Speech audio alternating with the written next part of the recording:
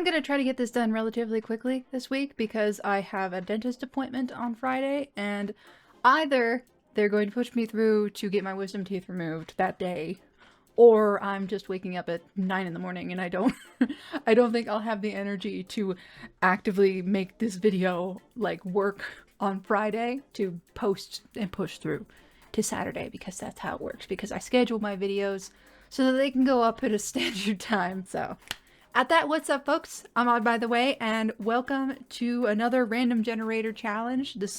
They just keep getting more and more obscure. I had to dig kind of for this one.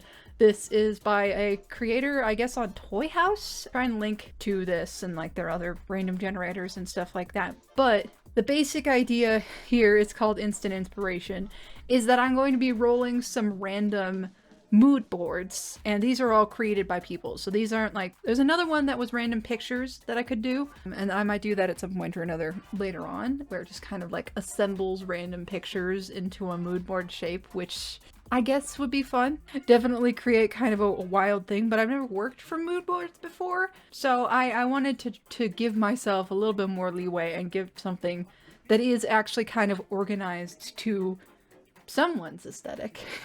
This is apparently sourced from multiple people who have attributed to this generator, so I'm excited, and let's just see what kind of boards we get and what characters we can maybe create for them. A boop. Ooh.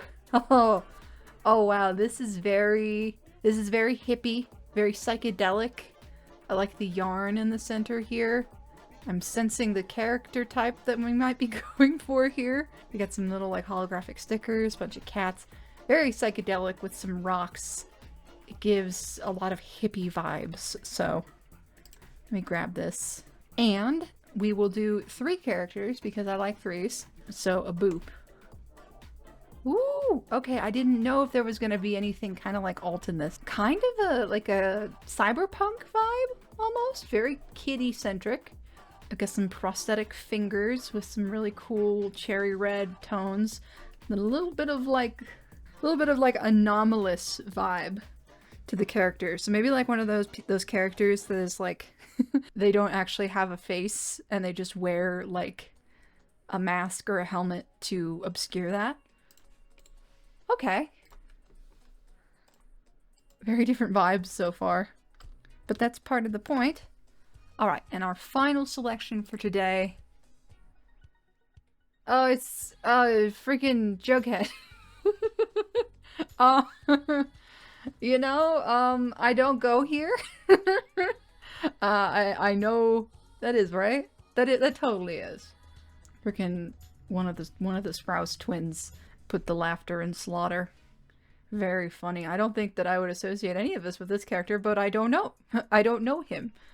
A lot of like poisons, venomous snakes, greens, greenish black, and I want to say Cole Sprouse. Okay. Well, I don't go there, but I guess we will be. Why is that bigger than the other ones? That's weird. But okay, let's pop this over to clip for you guys. There we go. Okay, so we've got our selections here. And like I said, this one, for whatever reason, I copy-pasted all of these, and this one wound up bigger. Maybe it's just the way that it was.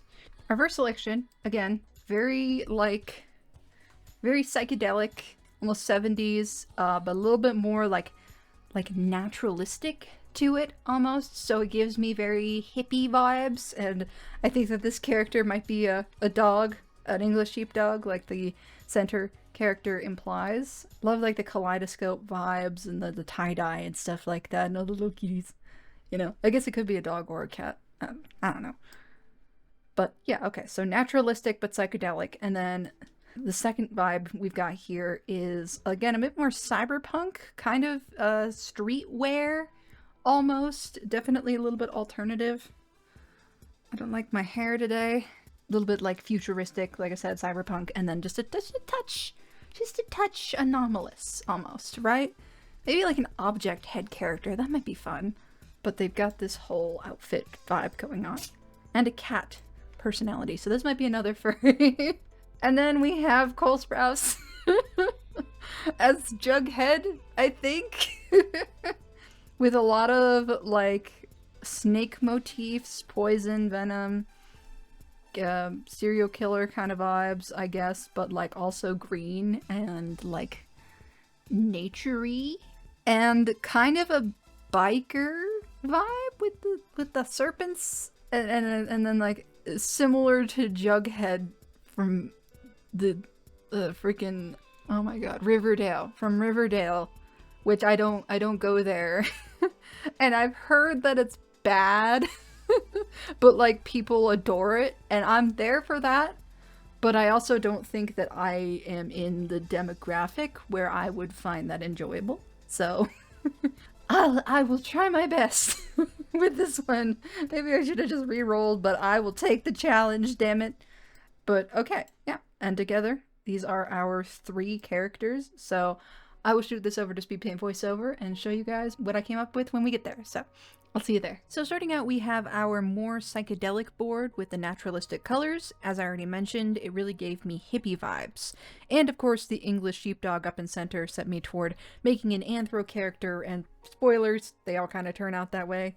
But I got this vision of this rainbow crochet and tie-dyed skirt outfit. The longest amount of time was probably spent on that crochet top. I was trying to keep a looser, more chunky vibe to it all because I knew it would take way too much time and probably just look busy at the end of the day. The reference I used was this kind of bohemian mismatched crop top made up of granny squares. I used the whole rainbow of colors I picked from the cake of yarn in the mood board, but I decided to make her main color scheme very warm, so the binding of all of the squares that sort of assembles the sweater was all red. I did line the front near her bust just loosely, but I kept the arms, which are less in focus, that blocky sort of coloring technique. The hardest bit to try and figure out was the tie-dye skirt, though. I wanted to make it look more natural and not just draw in a pseudo tie-dye pattern, so I tried a few things with gradients. The end result looks okay, but I don't know if it's totally my favorite. I also kept the ruffles white just for some contrast. For accessories, I went for a kind of corset belt thing and some rainbow rock jewelry. I think the only thing that wasn't fully realized from the mood board were the holographic stickers, but I think they were for the rainbow/psychedelic vibe, which I feel like this character already embodies pretty well. Maybe she collects stickers or something too.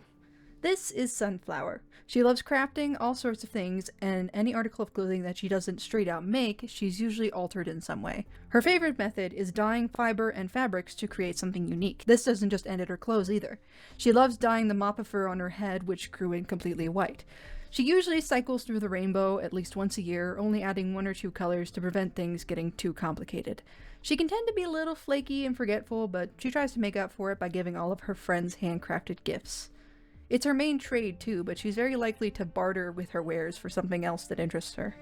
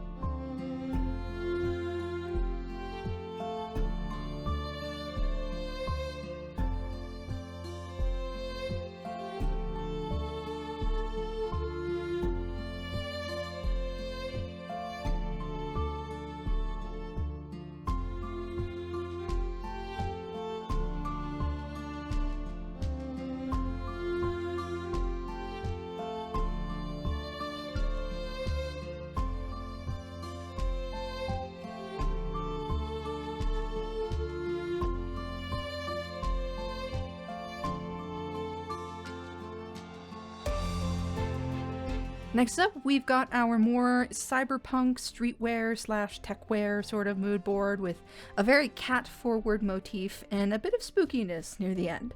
I was more than ready to draw a character who may or may not be amorphous under all those layers. I left very little of their actual body visible and opted to make the hands and legs look a bit more like the prosthesis in the mood board, but more kitty, of course. I sort of switched the palette too, making the cherry red more of an accent on these parts.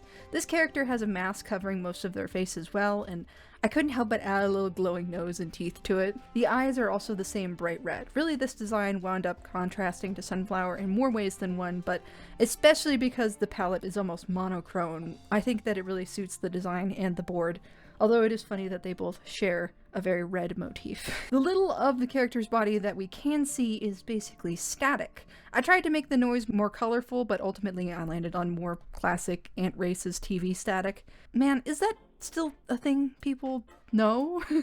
Have tube televisions been outdated long enough that a good chunk of people never experience the between channels static? The fuzzy feeling of the screen, the ozone smell, incredibly nostalgic. Anyway, this character is also name static because when have I been able to be creative with names? I do actually quite like it though, honestly. Static is an entity of sorts of questionable origin. Their natural body is quite amorphous and prone to sort of fizzling off into nothingness. Seemingly lonely, they took to wearing clothes and prosthetics to make themselves a general cat shape. The prosthesis also helped them interact with the day-to-day world because they have the ability to control and interfere with technology, either intentionally or not. The static they are made of escapes via a tail, because if they're too concealed, they can become overloaded and accidentally shock others. Being touched by their body resembles touching a tube television. There's a resistance there, a sort of aura of soft prickly pins and needles and the smell of ozone. Unlike the glass screen televisions, it can be pushed through, but things entering Static's body obviously make them uncomfortable and can result in the perpetrator getting a hearty shock.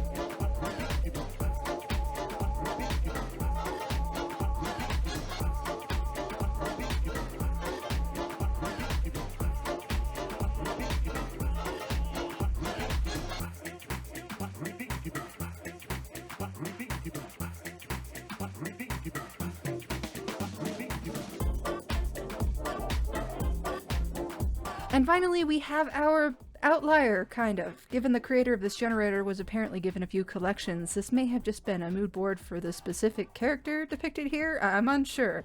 I kind of ignored Jughead, sorry Cole, and focused on the very green, venomous poison vibe, as well as all of the snakes. I wound up landing on a very moody, snake-inspired sort of kobold or dragonborn-like character. I wound up throwing around a few ideas before really landing, including poses, which I just wound up going to Postmaniacs for. Super helpful resource. His outfit was probably the most simple of the three, just the leather jacket and skinny jeans. I gave him more of a python nose, which wasn't quite in the mood board, but I let myself have it with all the snakes. I also extended his fangs to show that he has some bright green teeth, very venomous. I made him hair of sorts out of spines, and did a similar background to Static's, adding a sort of green rim light around him. Generally, I wanted a very moody, broody character who looked like they could still be a softie on the inside. I couldn't really land on a name, so I just called this guy Viper. Viper isn't a lot of things. He isn't very muscular, and he's not quite confrontational either. He is, however, part of a family of snake folk who insisted he join the family business of a biker gang. A lot of the time he was considered the runt of the litter, generally unassuming, so he figured they wouldn't really miss him if he was gone. He lives a new life now in an area where his people are rare, and it makes him look far more intimidating than he really is. That and his distant, kind of shady personality. In reality, he's just trying to make a name for himself outside of his family. He hasn't quite figured out how, though. For now, he just takes bouncer jobs looking as intimidating as a highly venomous snake man can look.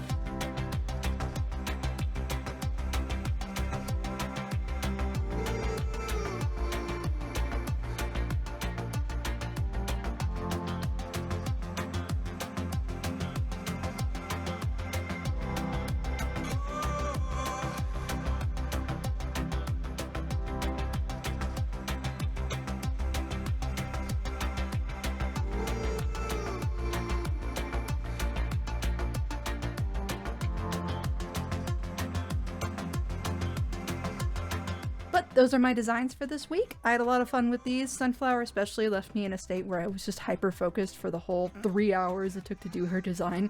She definitely took the longest with all those details. But the other two are super cool too. I think my personal favorite turned out to be Static. Love me a weird, anomalous character.